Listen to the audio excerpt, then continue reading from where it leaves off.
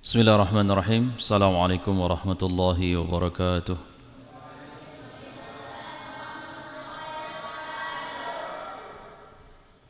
Alhamdulillahi rabbil alamin. Wassalatu wassalamu ala asrafil anbiya'i wal mursalin Sayyidina wa maulana Muhammadin. Allahumma salli wa sallim wa barik wa an'im ala nabina Muhammadin wa ala alihi wa ashabihi wa man tabi'ahum bi ihsanin ila yaumiddin, amma ba'd. Jemaah kaum muslimin muslimat rahimani wa rahimakumullah,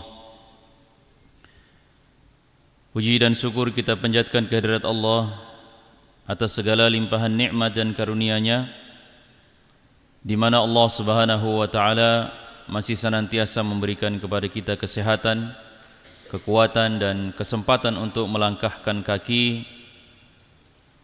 menuju majelis-majelis ilmu. Semoga Allah Subhanahu wa taala menjadikan setiap langkah kaki kita sebagai pengangkat derajat dan penghapus dosa, dan semoga Allah Subhanahu wa taala meridhai kita untuk masuk ke dalam syurga yang telah dijanjikan oleh-Nya.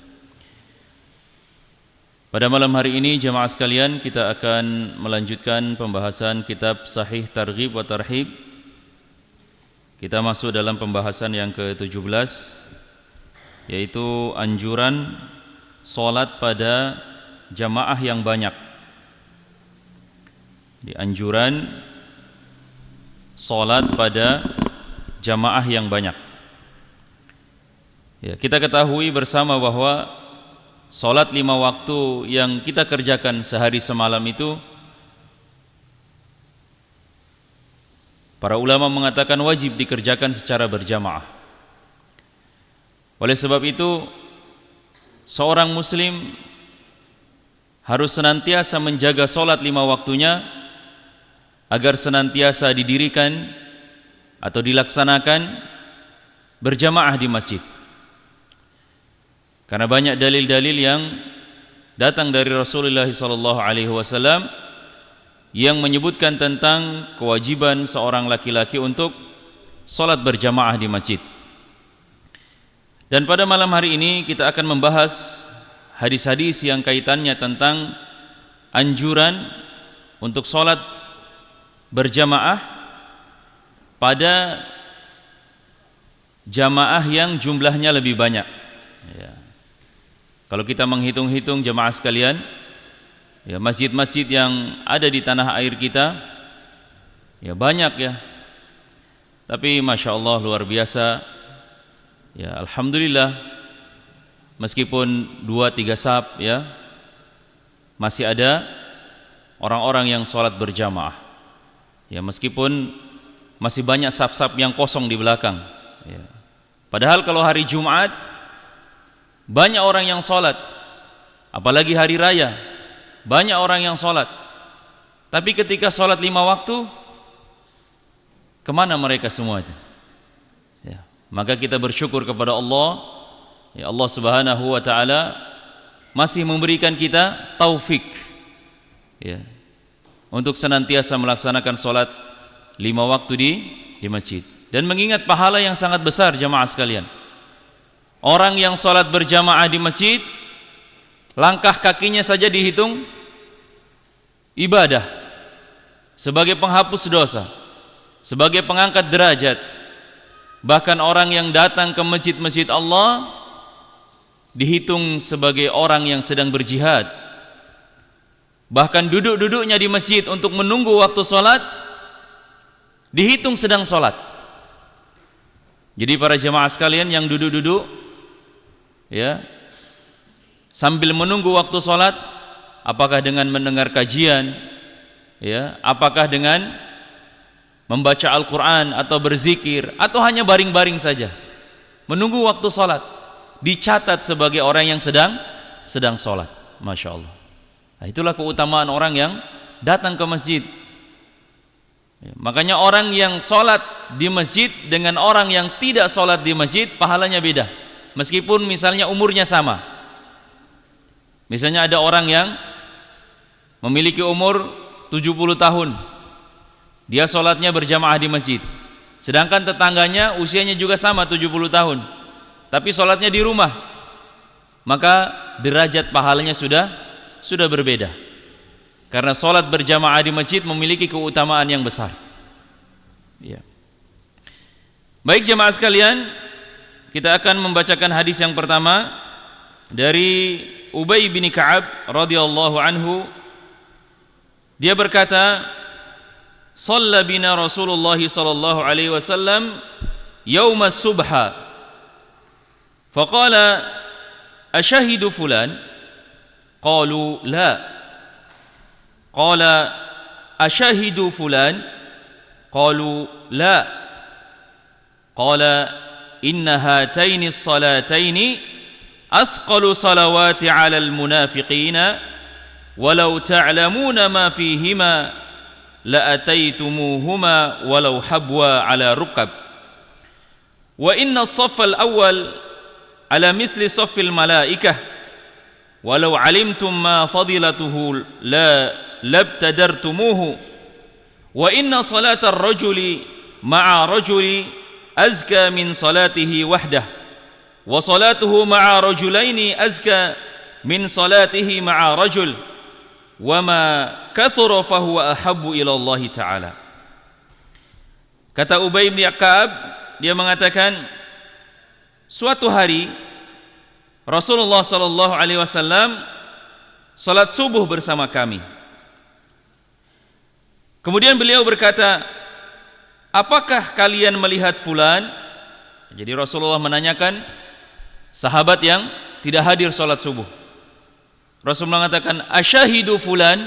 Apakah kalian melihat fulan?" Kemudian para sahabat mengatakan, "La." Tidak ya Rasulullah. Kemudian beliau mengatakan lagi, "Asyahidu fulan?" Maksudnya menanyakan sahabat yang lainnya, "Apakah engkau menyaksikan si fulan, melihat si fulan?" Qala, "La." Kata para sahabat Nabi, "Tidak ya Rasulullah." Kemudian Rasul mengatakan, sesungguhnya dua salat ini adalah salat terberat bagi orang-orang munafik. Maksudnya salat subuh dan salat isya. Seandainya kalian mengetahui pahala yang terkandung pada keduanya, niscaya kalian akan mendatanginya walaupun merangkak dengan lutut. Sesungguhnya saf pertama adalah seperti saf para malaikat. Seandainya kalian mengetahui keutamaannya, niscaya kalian berlomba-lomba kepadanya. Sesungguhnya salat seorang bersama seorang adalah lebih suci daripada seorang salat sendirian. Salatnya orang yang berdua adalah lebih suci daripada salatnya bersama satu orang. Semakin banyak, maka semakin dicintai oleh Allah Jalla Jalaluhu. Diriwayatkan oleh Imam Ahmad, Abu Dawud dan An-Nasa'i, Ibnu Khuzaimah dan Ibnu Hibban dalam sahihnya, dan Al-Hakim, Yahya bin Ma'in dan Al-Zuhaili telah mengatakan bahwa hadis ini sahih. Kemudian hadis yang kedua dari Qabath bin Asyam Al-Laythi radhiyallahu anhu.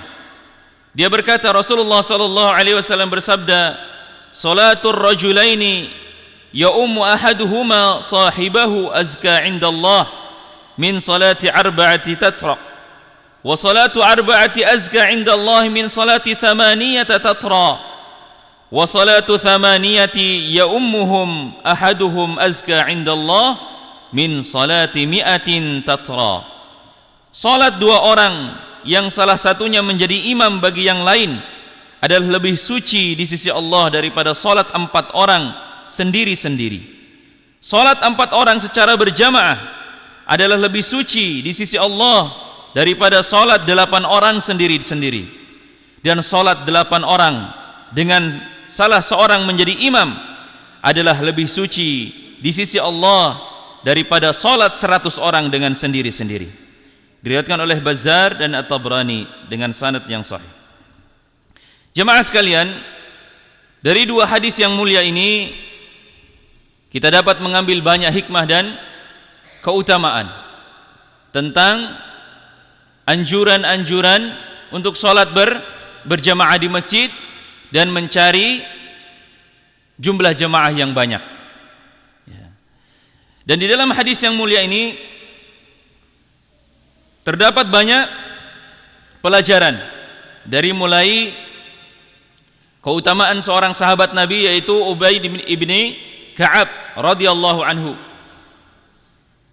Beliau adalah seorang sahabat Nabi yang memiliki keutamaan yang sangat banyak. Dan di antara keutamaan beliau, sahabat Nabi ini adalah beliau dijuluki oleh Rasulullah sallallahu alaihi wasallam adalah Sayyidul Qura, yaitu pemimpin para pembaca Al-Qur'an. Kenapa demikian jemaah sekalian? Karena sahabat yang mulia ini merupakan sahabat yang menjadi orang yang terpilih untuk mencatat dan menjaga Al-Qur'an. Jadi beliau, sahabat Nabi yang mulia ini, mendapatkan tugas dari Rasulullah sallallahu alaihi wasallam sebagai pencatat wahyu, mencatat Al-Qur'an. Dan bahkan Allah Subhanahu wa taala pernah menyebutkan namanya di dalam Al-Qur'an, bahwa Rasulullah sallallahu alaihi wasallam diperintahkan untuk membacakan Quran surah Al-Bayyinah kepada Ubay bin Ka'ab. Jadi jemaah sekalian, sahabat yang mulia ini memiliki keutamaan yang sangat banyak. Dan di antaranya adalah beliau dijuluki sebagai Sayyidul Qura, orang yang menjadi pemimpin para pembaca Al-Qur'an. Bahkan Rasulullah sallallahu alaihi wasallam merekomendasikan kepada para sahabat-sahabat yang lainnya, kalau ingin belajar Al-Qur'an, belajar kepada Ka'ab. Karena beliau, sahabat Nabi ini, Ka'ab merupakan orang yang paling fasih bacaannya. Bahkan seperti Ibnu Abbas, Abu Hurairah radhiyallahu anhum disuruh atau menjadi murid dari Ka'ab ini, menjadi murid dari Ubay bin Ka'ab. Dan bukan hanya Ibnu Abbas, tapi sahabat-sahabat yang lainnya. Jadi Ubay bin Ka'ab ini bisa disebut sebagai guru besar para sahabat Nabi. Masya Allah. Kalau dibandingkan dengan kita, tidak ada apa-apanya jamaah sekalian. Ibarat langit dan sumur bor. Luar biasa.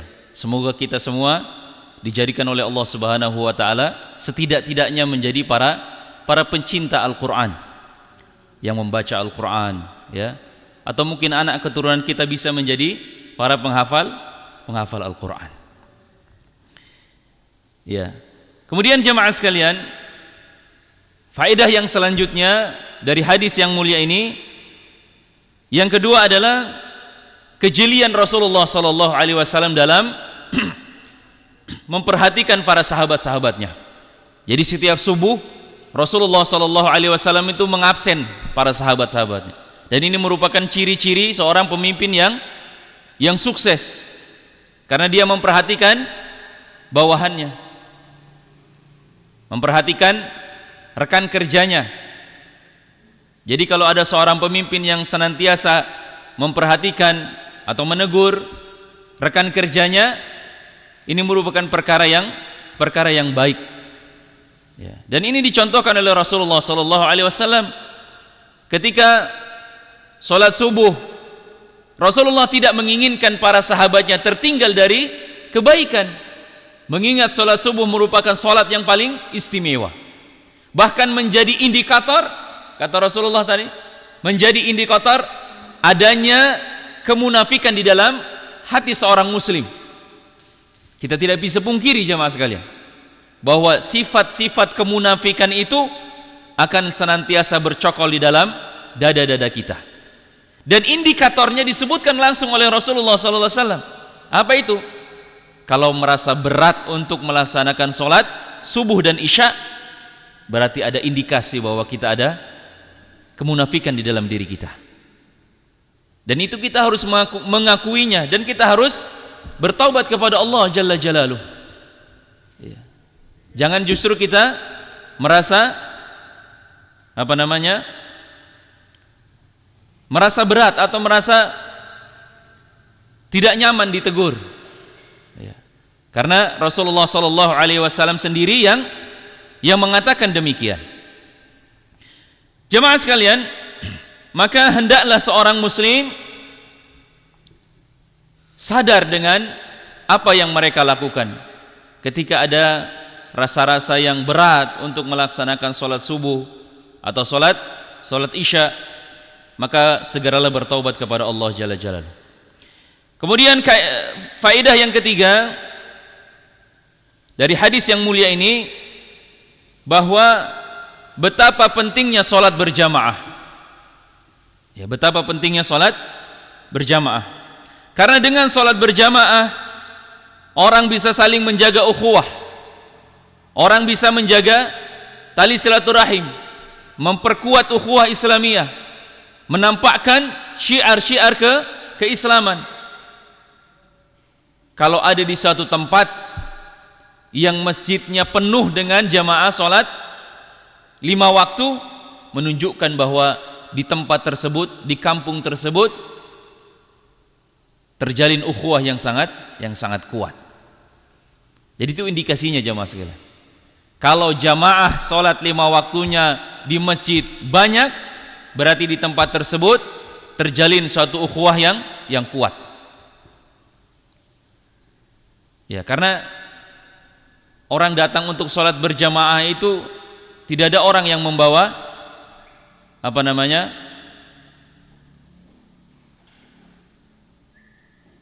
kesusahan-kesusahan yang menimpakan kepada saudara muslim yang lainnya. Mereka datang dengan hati yang bersih untuk menghadap Allah Subhanahu wa taala. Sedangkan mungkin tempat-tempat yang berkumpul di tempat-tempat yang lainnya tidak sedemikian.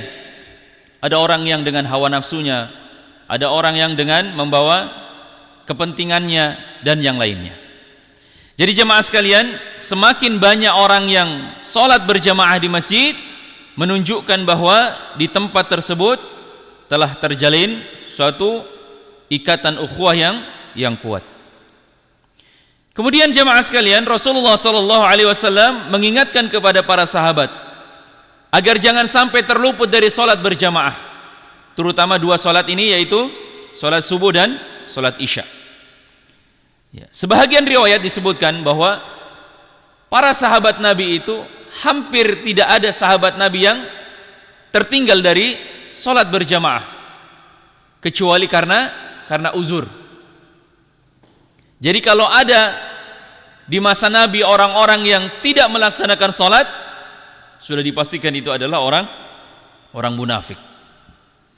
Ya. Apalagi sholat subuh dan isya. Kenapa demikian jemaah sekalian? Karena sholat subuh dan sholat isya jangan kita gambarkan sama seperti zaman sekarang ya. Kalau zaman dulu tidak ada penerangan, ya, jadi gelap, orang tidak bisa saling melihat. Makanya kata Rasulullah tadi, asyahidu fulan, apakah ada di antara kalian yang melihat si fulan? Karena di antara mereka tidak ada yang bisa melihat. Mungkin kalau dekat bisa, tapi kalau jauh tidak, karena gelap. Ya, makanya Rasulullah bertanya demikian. Ya. Jadi tidak ada para sahabat Nabi di masa Rasulullah sallallahu alaihi wasallam yang tertinggal dari atau terluput dari sholat berjamaah, kecuali orang-orang munafik. Kemudian jemaah sekalian, faedah yang selanjutnya adalah Rasulullah sallallahu alaihi wasallam mengatakan bahwa 2 sholat ini, yaitu sholat subuh dan sholat isya, adalah sholat yang paling berat dan yang paling besar pahalanya. Kata Rasulullah, walau ta'lamuna ma fihima la ataitumuhuma walau habwa ala rukab. Seandainya kalian tahu pahala yang diberikan oleh Allah Subhanahu wa taala dari sholat subuh dan sholat isya, maka kalian berlomba-lomba untuk datang meskipun harus merangkak. Bayangkan jemaah, saking besarnya. Kalau kita tahu betapa besarnya pahala ini, kita akan berlomba-lomba, bahkan tidak disuruh pun orang akan datang meskipun harus merangkak. Bayangkan ini, harus merangkak. Saking orang tergiur dengan besarnya pahala yang dijanjikan oleh Allah Subhanahu wa taala. Di antara pahala yang disebutkan di dalam hadis ini adalah saf pertama. Kata Rasulullah, sesungguhnya saf pertama itu adalah misli sofil malaika, seperti saf-safnya para malaikat yang sedang dihadap berduduk di sisi Allah Subhanahu wa taala, di saf-saf yang pertama.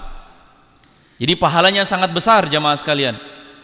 Orang yang berdiri salat duduk di saf yang pertama adalah orang yang paling besar mendapatkan pahalanya di antara orang-orang yang salat jamaah pada saat itu. Bahkan disebutkan di dalam hadis Nabi SAW, orang yang berada di saf yang pertama adalah orang-orang yang mendapat doa dari malaikat. Itu. Jadi didoakan oleh para malaikat. Allahumma gfir lahu, Allahumma gfir lahum. Ya Allah ampunilah mereka, ya Allah rahmatilah mereka, ya Allah sayangilah mereka. Itu doa para malaikat. Kemudian jemaah sekalian, yang berikutnya adalah yang merupakan pembahasan dari materi kita pada malam hari ini adalah anjuran untuk sholat berjamaah pada jamaah yang banyak. Kata Rasulullah, wa sholatu ma'a rajulaini azka min sholatihi ma'a rajul. Orang yang sholat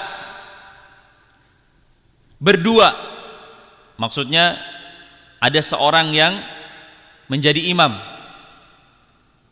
Jadi dia sholat berdua, satu jadi imam, satu jadi makmum. Azka min sholatihi ma'a rajul, lebih suci, lebih dicintai oleh Allah Subhanahu wa taala daripada orang yang sholat sendirian.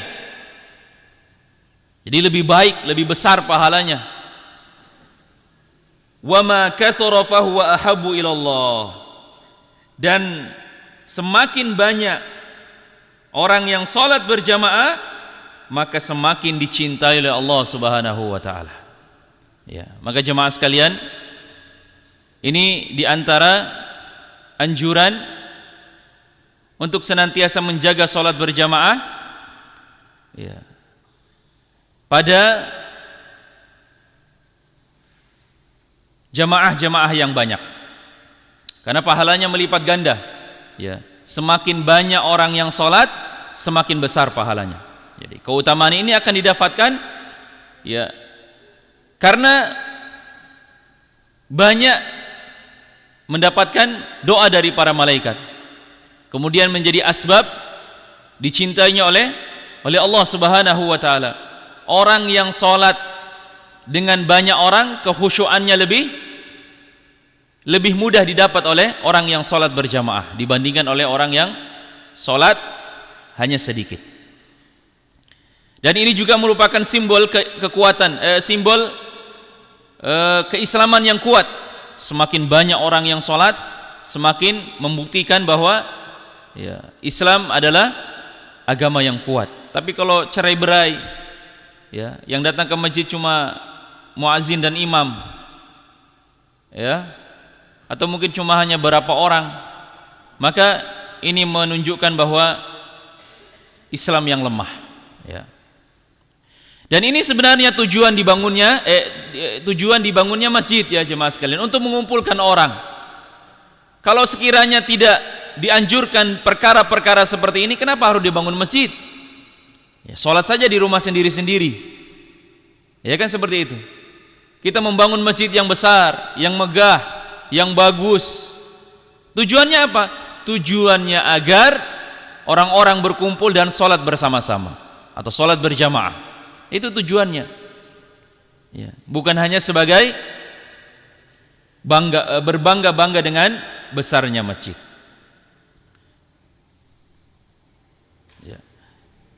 Dan ini juga sebagai dalil jamaah sekalian bahwa kita dilarang untuk berpecah belah.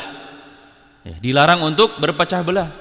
Kita dianjurkan untuk menjaga ukhuwah, menjaga persaudaraan, menjaga persatuan. Jangan sampai kita mudah untuk dipecah belah. Karena sholat berjamaah menunjukkan betapa kokohnya ya ukhuwah Islamiyah. Semakin banyak masjid dibangun justru mencerminkan banyaknya perpecahan. Jadi semakin banyak. Coba lihat di satu kampung misalnya. Kalau di satu kampung sudah ada 2 masjid, sudah ada indikasi. Ada indikasi perpecahan itu. Ya. Kalau ada di dalam satu kampung ada 2, 3, 4 masjid, berarti banyak perpecahannya. Tapi kalau dalam satu kampung hanya ada 1 masjid kemudian diramaikan dengan sholat berjamaah, ya, ini merupakan kebaikan dan keberkahan Islam. Karena masjid itu adalah mempersatukan kaum muslimin. Jadi semakin banyak masjid dalam satu tempat, suatu kompleks, suatu kampung, suatu dusun, menunjukkan banyaknya perpecahan di situ. Makanya beda orang yang sholat pada masjid yang jamaahnya banyak dengan orang yang sholat di langgar-langgar atau di musola-musola. Salah satu dalil yang disebutkan adalah pembahasan hadis yang kita bahas pada malam hari ini.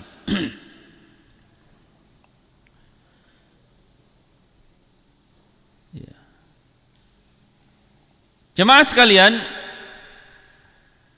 Rasulullah SAW menganjurkan kepada kita untuk sholat pada jamaah yang banyak. Di dalam hadis yang selanjutnya disebutkan, salatu rajulaini ya ummu ahaduhuma, salat 2 orang yang salah satunya menjadi imam. Jadi ada 2 orang, satu jadi imam, satu jadi makmum.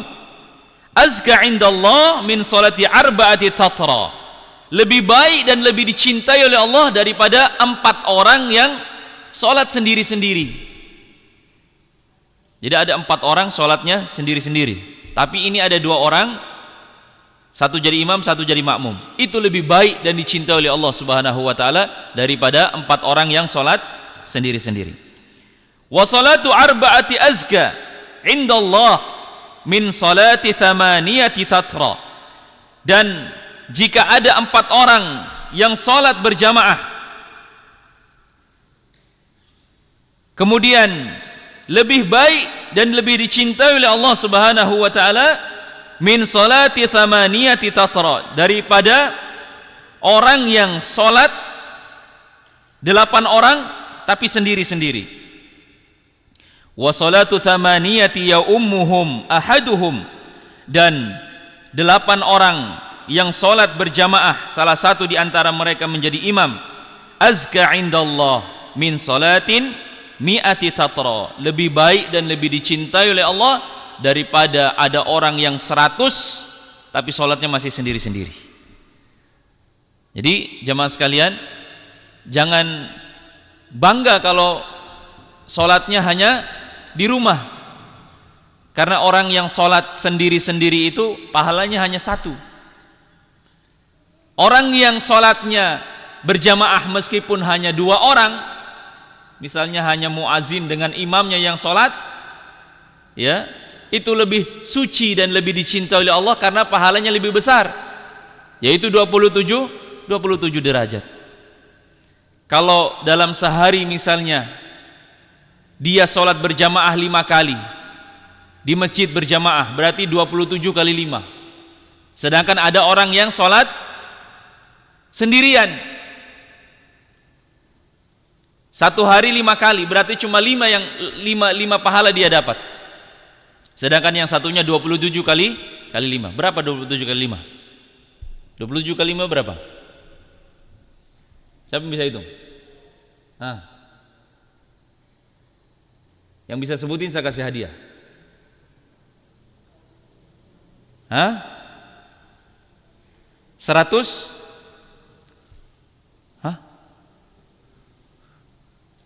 Waduh, matematikanya parah semua nih. Banyak ya? Banyak. Ya, berapa? 138. 135. 135. 185. Bayangkan itu jamaah sekalian. 185 dibandingkan dengan 5. Kalau misalnya ada orang kaya raya, Kaya raya dia nih. Setiap orang yang datang ke masjid dikasih sapi 27 ekor satu orang. Ya, kira-kira pada berebutan gak sih? Rebutan itu. Ya. Sedangkan orang yang tidak datang ke masjid tidak dapat. Ya rugi. Itu hanya hitungan dunia itu. Hitungan dunia. Sedangkan Allah Subhanahu wa taala menjanjikan pahala yang besar, lebih baik dari sesuatu yang kita bisa pikirkan. Jadi jemaah sekalian, orang yang sholat berjamaah meskipun 2 orang lebih baik di sisi Allah dan lebih dicintai di sisi Allah Subhanahu wa taala daripada orang yang sholat sendiri-sendiri meskipun jumlahnya 100. Gitu. Jadi jemaah sekalian, ya, ini adalah di antara keutamaan-keutamaan yang bisa kita dapat dari hadis yang mulia ini. Semoga Allah Subhanahu wa taala memberikan hidayah taufik kepada kita semua untuk senantiasa mengerjakan salat 5 waktu berjamaah di masjid. Karena kalau tidak ada taufik dari Allah Subhanahu wa taala, ya, kita akan susah. Ya, kita akan susah. Ya. Meskipun sudah dinasehati setiap hari, ya, tetap susah karena belum mendapat hidayah taufik dari Allah Subhanahu wa taala. Apa itu hidayah taufik?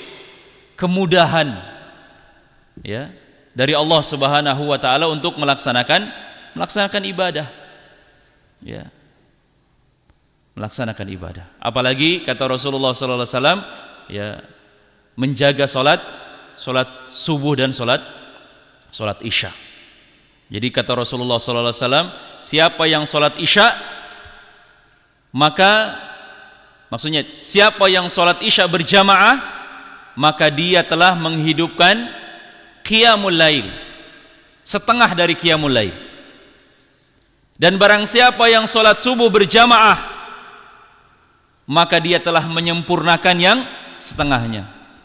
Jadi kalau misalnya Bapak Ibu sekalian, hari ini salat Isya di masjid berjamaah, kemudian sebentar pagi salat subuh berjamaah lagi di masjid, maka dihitung seperti orang yang salat malam semalam suntuk. Siapa yang bisa salat malam semalam suntuk? Ya, dari mulai habis Isya salat terus salat sampai subuh baru selesai. Tidak ada yang kuat. Tapi orang yang salat Isya berjamaah di masjid dan salat subuh berjamaah di masjid, dia mendapatkan pahala orang yang salat qiyamul lail atau salat tahajud semalam suntuk. Subhanallah. Baik, mungkin saya cukupkan sampai di sini. Semoga Allah Subhanahu wa taala menjaga diri-diri kita dari segala keburukan dan kekeliruan, dan semoga Allah Subhanahu wa taala mengampuni dari setiap dosa-dosa kita dan memberikan kesembuhan dari segala penyakit yang kita derita. Kita cukupkan sampai di sini. Kita tutup dengan doa kafaratul majlis. Subhanakallahumma wa bihamdik, asyhadu an la ilaha illa anta, astaghfiruka wa atubu ilaik. Wa akhiru da'wana alhamdulillahi rabbil alamin. Assalamualaikum warahmatullahi wabarakatuh.